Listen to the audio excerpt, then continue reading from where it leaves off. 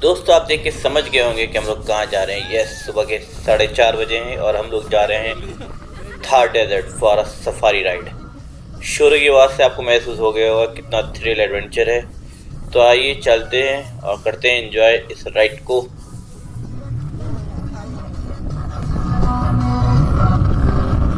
अरे हम नीचे जाने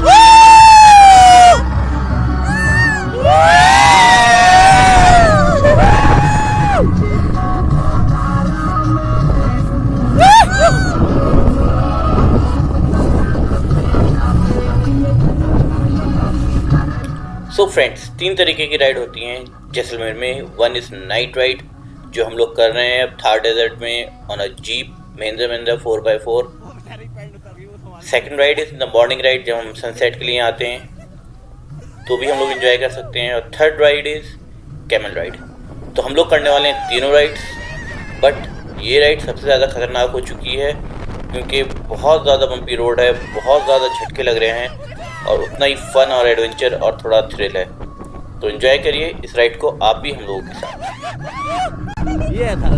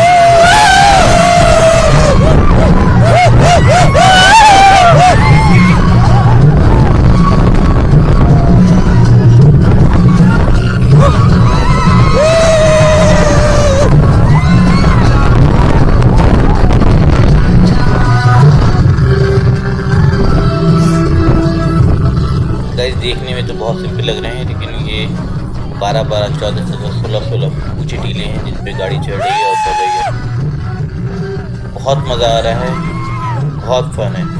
सो if you come to the Jaisalmer, please don't miss this ride.